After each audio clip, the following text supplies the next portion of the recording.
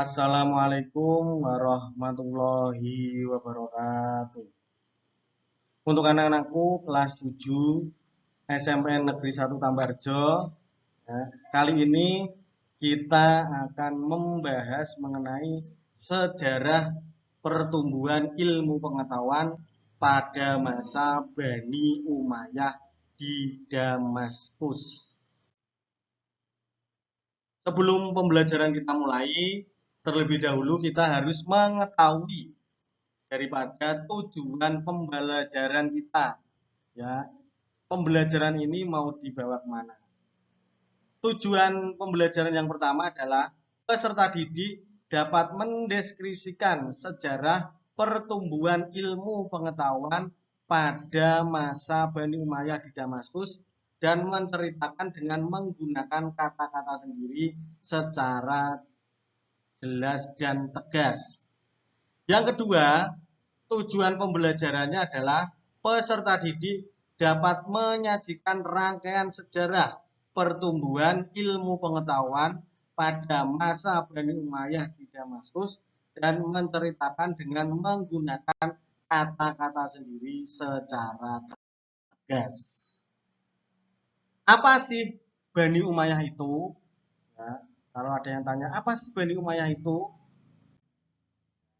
Bani Umayyah atau yang dikenal dengan nama Kekhalifahan Umayyah adalah kekhalifahan Islam setelah masa Khulafaur Rasyidin.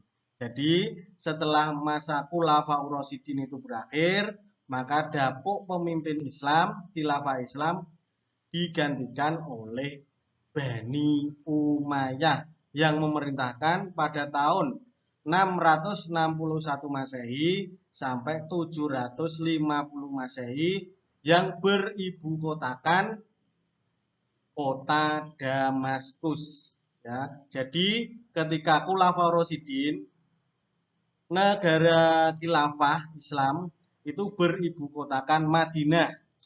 Ketika dapuk pemimpinan diambil oleh Bani Umayyah, pusat pemerintahan atau ibu kotanya dipindahkan ke Damaskus. Siapa pendiri Bani Umayyah? Sekaligus menjadi khilafah yang pertama. Pendiri Bani Umayyah sekaligus yang menjadi khilafah pertama pada masa Bani Umayyah adalah Muawiyah bin Abu Sufyan.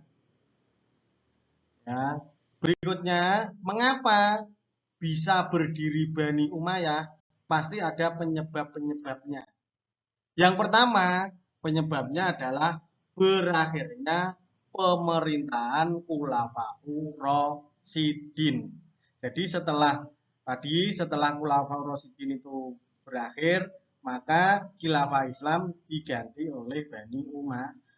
Sebenarnya kelompok Umayyah itu sudah ada setelah wafatnya Utsman bin Affan. Kelompok Umayyah ini menganggap bahwa yang membunuh Sayyidina Utsman adalah atas permintaan Ali bin Abi Thalib yang dibuktikan bahwa yang membunuh Utsman bin Affan itu masih ada ikatan saudara dengan Ali bin Abi Thalib. Ya, puncaknya setelah Ali bin Abi Thalib itu terbunuh, terjadi perang saudara, akhirnya khilafah Islam diambil alih oleh Bani Umayyah. Ya. Selain itu, ini yang kedua adalah adanya konflik Hasan dan Husain versus Muawiyah. Ini adalah puncaknya. Ya, ini adalah puncaknya ketika Sayyidina Ali terakhir, kemudian dilanjutkan Hasan Husain. Nah, ini terjadi konflik antara Sayyidina Hasan dan Husain melawan Muawiyah. Yang ada peristiwa terkenal yang dikenal dengan nama peristiwa Karbala, di mana terbunuhnya Sayyidina Husain yang dipenggal kepalanya. Ya, kemudian ada juga mengenai perjanjian Makkah. Kemudian bagaimana sejarah perjalanan khilafah Bani Umayyah di Damaskus? Ya tadi yang pertama, Bani Umayyah itu memindahkan pemerintahan Islam dari Madinah ke Damaskus. Ya. Kemudian melebarkan kekuasaannya sampai ke Tunisia dan Kabul. Kemudian yang paling terkenal itu adalah menyerang Konstantinopel. Ya. Kemudian setelah Muawiyah wafat, ya, digantikan oleh putranya yang bernama Abdul Malik. Pada masa-masa selanjutnya, perluasan wilayah ya bisa hingga menguasai Afrika Utara sampai ke Gibraltar.